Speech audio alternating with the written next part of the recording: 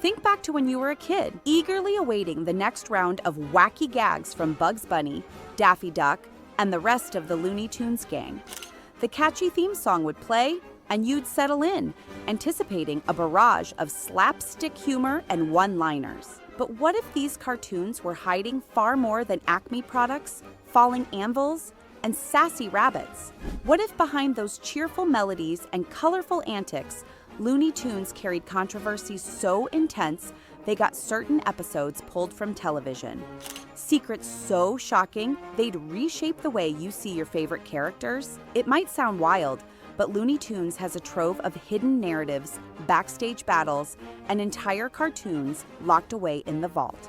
This is the story of how some episodes were taken off the air indefinitely, how certain characters you grew up adoring are now seen in a very different light, and how the creative forces behind the scenes clashed in ways that shaped everything you watched on Saturday mornings. We'll peel back the curtain on little-known controversies, explore the real-life drama among animators and voice actors, and uncover the backstories that continue to stir debate to this day. By the end of this journey, you'll never look at Looney Tunes the same way again. Section 1. The Lost Cartoons. Why certain episodes disappeared forever. For decades, Looney Tunes was a staple of family entertainment, reaching fans around the world through televised cartoon blocks. Yet quietly, a handful of episodes were buried, banned from standard circulation, and rarely acknowledged in official Warner Brothers releases. Known collectively by film buffs as the Censored 11, these cartoons were taken off the air due to their overtly offensive depictions of race and culture. Most fans never knew these cartoons existed. The characters within them often displayed shocking caricatures and language that even the biggest Looney Tunes aficionados would find jarring. As times changed and awareness of harmful stereotypes grew, it became apparent that these episodes were unacceptable for mainstream viewing. The result was a near-complete erasure. These 11 shorts disappeared without the typical fanfare of reruns or special anniversary broadcasts. But that wasn't the whole story. Even beyond the Censored 11, other shorts faced similar fates or heavy edits. Some episodes included intense violence or questionable references to real-world events that had aged poorly. Watching the uncut versions today, you might be taken aback by how drastically they differ from the reruns many of us grew up on. It's a stark reminder that even a beloved cartoon series is never free from the social and cultural context of its time. Section 2. Pepe Le PW, a romantic skunk, or something more troubling. If there's a single character whose legacy has evolved the most over the years, it's arguably Pepe Le Pew. Introduced as a smooth-talking French skunk, Pepe was meant to parody the romantic cliches of a roguish lover who persistently woos an uninterested cat. For decades, viewers saw him as a lighthearted comedic figure, someone so enamored by love that he didn't realize the object of his affection wanted absolutely nothing to do with him. In recent years, however, Pepe's reputation took a major hit. Critics argue that his constant pursuit and refusal to take no for an answer is anything but funny. Terms like predatory behavior and unwanted advances began to swirl around Pepe's brand of slapstick romance, prompting debates on social media and even among film historians. Some modern projects remove Pepe entirely, fearful his shtick would clash with contemporary attitudes about consent. That tension raised big questions for Warner Brothers fans.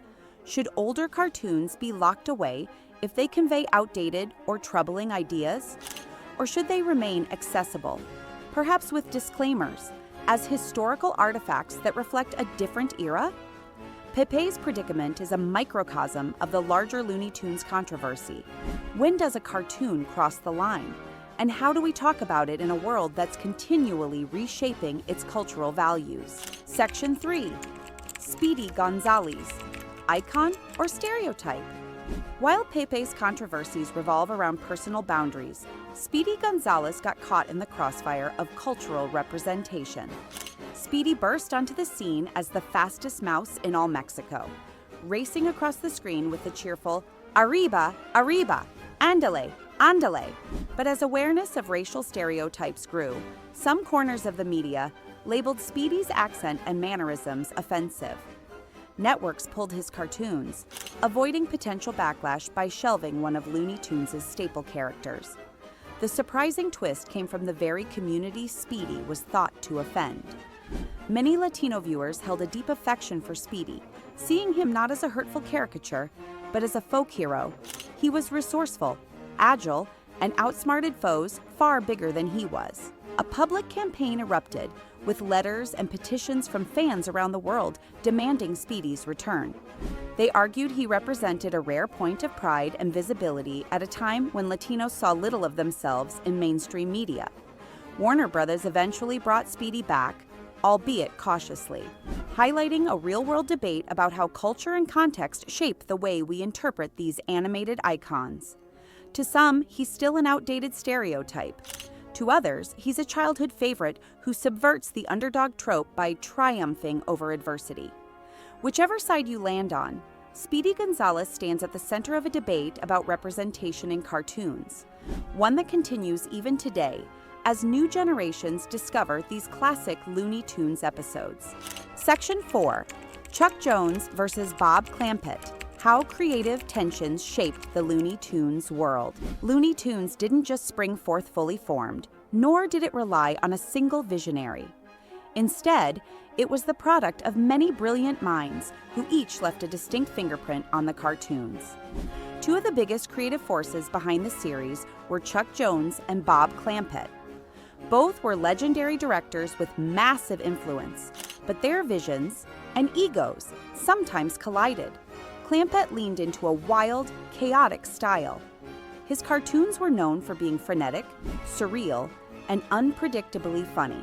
Chuck Jones, by contrast, favored clever character nuance. He refined Bugs Bunny and Daffy Duck into more self-aware and comedic figures, focusing on timing and witty dialogue.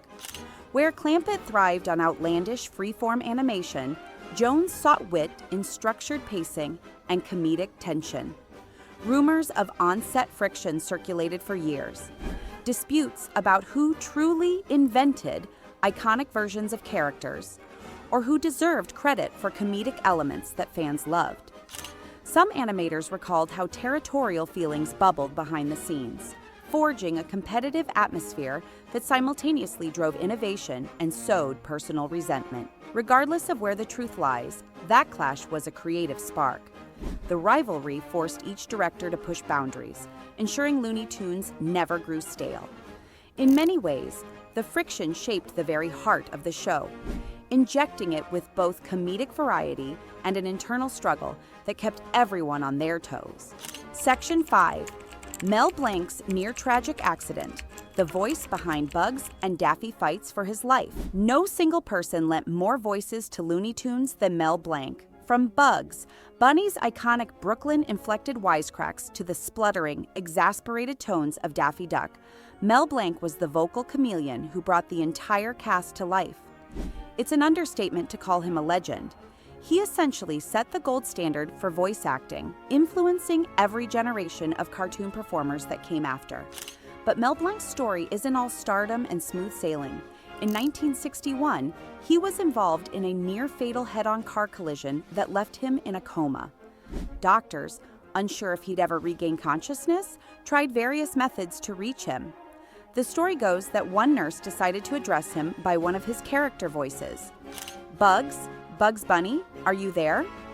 Legend has it Mel stirred, responding weakly in Bugs's trademark drawl.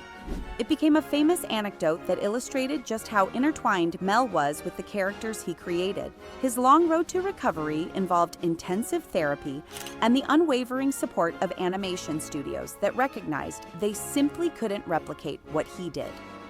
For many fans, discovering Mel Blanc's accident and miraculous comeback is as emotional a saga as any cinematic drama. It underscores just how deeply passion and artistry can merge. Mel wasn't just playing characters, he was living them. And by pulling through, he ensured that the voices beloved by millions would remain a staple of Looney Tunes for years to come. Section 6. Hidden jokes and adult references. How Looney Tunes kept grown-ups entertained. For many viewers, Looney Tunes was children's entertainment, pure and simple. Yet rewatching the cartoons as an adult reveals a surprising truth. These episodes are peppered with references that would have sailed right over a kid's head. Whether it's subtle nods to classic Hollywood stars or sly innuendos hinting at more mature topics, Looney Tunes was never strictly for the little ones. Take, for instance, the countless celebrity parodies. Cartoon versions of Humphrey Bogart, Edward G. Robinson, or Groucho Marx would show up for quick cameos, complete with visual gags that poked fun at their real-life personas. Kids might laugh at the funny voices or silly walks, but adults in the audience recognized the references, enjoying the comedic caricatures of big-name stars. Other jokes leaned even more adult, subtle moments involving the dynamic between characters, like Bugs Bunny briefly dressing in women's clothes to trick Elmer Fudd, sometimes carried double meanings that reflect social norms of the time. These glimpses are a testament to Warner Brothers' writing philosophy. Keep children engaged with slapstick, but also sprinkle in enough wit to let parents chuckle too. It's a balancing act that paved the way for countless modern cartoons that do the same. Yet for all its universal appeal, Looney Tunes occasionally tiptoed across lines that no one even realized were lines until decades later. Section 7, excessive violence, slapstick, or something more. One hallmark of Looney Tunes is comedic violence. Characters drop anvils on each other, wield shotguns, and run off cliffs only to reappear unscathed. To many, this is harmless slapstick, an integral part of the show's DNA. But in the late 20th century, television guidelines began to tighten around what types of cartoon violence were suitable for kids. Networks started editing or outright removing scenes featuring firearms or extremely explosive pranks. Purists argued these cuts destroyed the classic comedic timing that made Looney Tunes iconic. They pointed out that part of the humor lay in seeing how indestructible the characters were, no matter how outrageous the mayhem. Detractors, meanwhile, insisted that repeated depictions of characters gleefully shooting each other or blowing up entire landscapes sent the wrong message. Some even claimed these cartoons trivialized real-world violence, making it look playful or inconsequential. The debate rages on, even as modern broadcasts occasionally reinsert older, unedited versions for special retrospectives. Are these comedic explosions too much for the kids? Or does the fantasy context keep it safely in the realm of harmless fun? The answer often depends on the era and the parental viewpoint.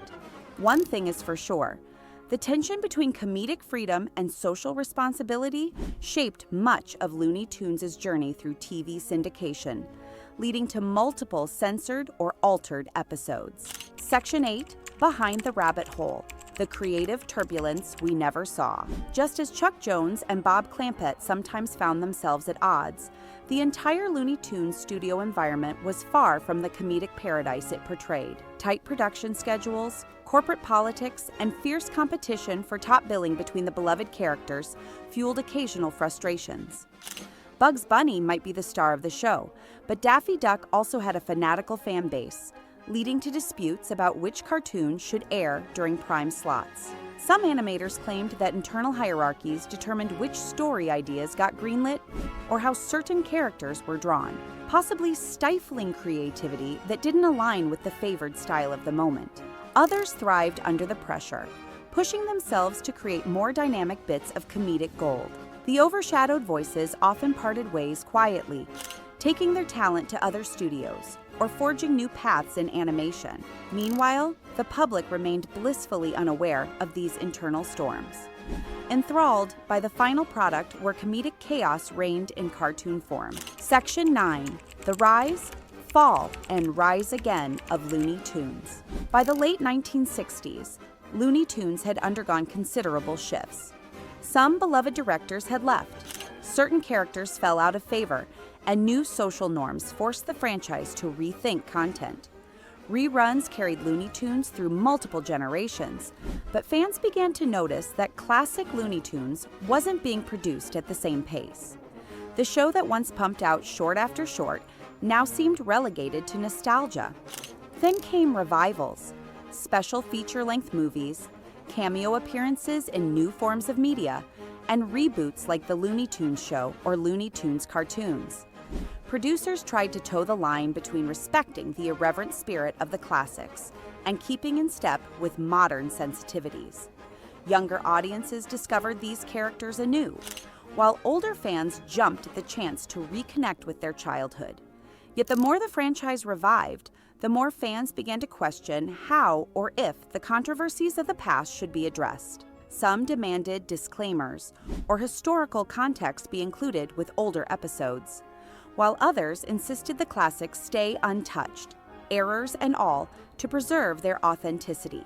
Still, the show's spirit of zany humor, quick wit, and comedic outlandishness lived on through each iteration, proving that Looney Tunes continues to resonate regardless of what era you're in. On the surface, Looney Tunes is just a fun cartoon packed with comedic animals. But dig deeper, and you uncover multiple layers of creative genius, cultural clashes, real-world drama, and shifting moral compasses.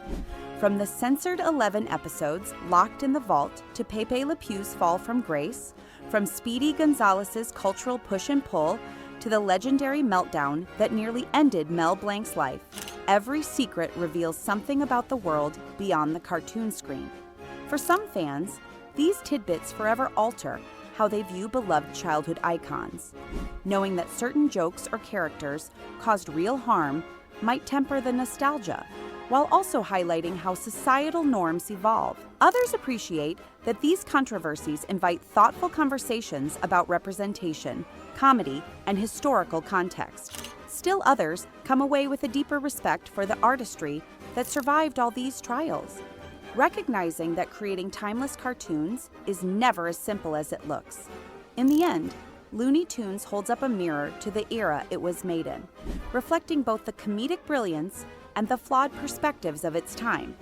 It remains a staple of American animation, woven into pop culture so deeply that many kids can quote Bugs Bunny catchphrases before they can even read. That staying power rests on something bigger than comedic explosions and wisecracks. It's about how these cartoons, in their own silly, hyperbolic way, speak to our humanity, our faults, and our resilience. So the next time you stumble upon a classic Looney Tunes short, take a closer look. You might catch a banned gag you never noticed before, an adult wink in the dialogue, or a behind-the-scenes rivalry disguised in the comedic madness. These hidden elements have been there all along, waiting for those willing to peer behind the curtain. After all, the real magic of Looney Tunes isn't just about making you laugh. It's about giving you something to discover every time you watch. Now that the secrets have been unveiled, you may never see Bugs, Daffy, or the rest of the zany crew quite the same way again. Thank you for watching. If this deep dive into the hidden side of Looney Tunes left you with more questions than answers, you're not alone. Stick around and hit that subscribe button, because there's a whole vault of classic animation controversies, shocking facts, and secret histories yet to be uncovered. And who knows, maybe the next time you hear, "That's all, folks," you'll realize it's only the beginning of an entirely new way to see these timeless cartoons. Remember, Looney Tunes is more than just animated skits.